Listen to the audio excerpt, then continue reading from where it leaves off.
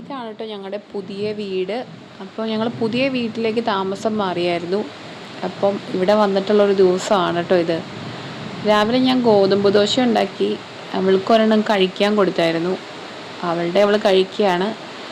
അപ്പോൾ ഇത് എൻ്റെ കേട്ടോ, എനിക്കുള്ളതാണ്. അപ്പോൾ ഇത് ഞാൻ ഇച്ചിരി വൈകി പോയി എടുക്കാനായിട്ട്, കാരണം ഇത് ഇച്ചിരി അടിയിൽ പിടിച്ചു.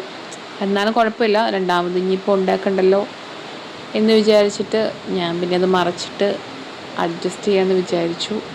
അത്യാവശ്യം നല്ല പണിയുണ്ട് വീട്ടിൽ, എല്ലാം ഒന്ന് അടുക്കി പറിക്കാനൊക്കെ ഉണ്ട്. അപ്പോൾ രാവിലെ തുണിയൊക്കെ കഴുകാനുള്ളത് ഞാൻ കഴുകി വെച്ചു. വാഷിംഗ് മെഷീനൊക്കെ ഒന്നും ഇല്ലാത്ത കാരണം കൊണ്ട് വാങ്ങിക്കണം. അപ്പോൾ അതിൻ്റേതായ ബുദ്ധിമുട്ടുണ്ട്. അപ്പോൾ അത് വേഗം കഴുകി വെച്ചു. വന്നപ്പോഴത്തേനും അവളത് കഴിച്ചിട്ടുണ്ട്, ഞാൻ അവൾക്ക് കൊടുത്തിട്ട് കഴിച്ചിട്ടുണ്ട്.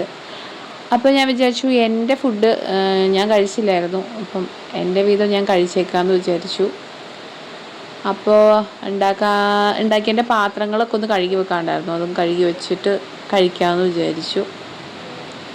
രാവിലെ കറിയൊന്നും ഉണ്ടാക്കിയില്ല, പഞ്ചസാര കൂട്ടി കഴിക്കാമെന്നാണ് വിചാരിച്ചുകൊണ്ടിരിക്കുന്നത്.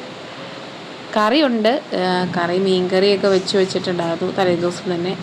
മീൻകറിയുണ്ട്, പിന്നെ ഉണക്കമീൻ വറുത്തതും ഉണ്ട് കേട്ടോ. പക്ഷെ അത് കൂട്ടി കഴിക്കാൻ എന്താണോ തോന്നിയില്ല. അപ്പോൾ ഞാൻ പഞ്ചസാര എടുത്തു, പഞ്ചസാരയുടെ കൂടെ കഴിക്കാമെന്ന് വിചാരിച്ചു. അപ്പം ഞാൻ അതേ കഴിക്കാൻ എടുത്തുകൊണ്ട് വന്നപ്പം എൻ്റെ അടുത്ത് ഇങ്ങനെ വന്നിരിക്കുന്നുണ്ട്. പക്ഷെ കഴിച്ചൊന്നുമില്ല, ആ കയ്യിലിരിക്കുന്ന പൂ വെച്ചിട്ട് എന്തൊക്കെയോ ഇത് കളിക്കണ്ടായിരുന്നു. പിന്നെ വേഗം കഴിച്ചിട്ട് വേണം ഇനി അടുത്ത പണി ചെയ്യാൻ. വെയിൽ പോണേക്ക് മുകളിൽ തുണി കൊണ്ട് വിരിച്ചിടണം ടെറസിൽ.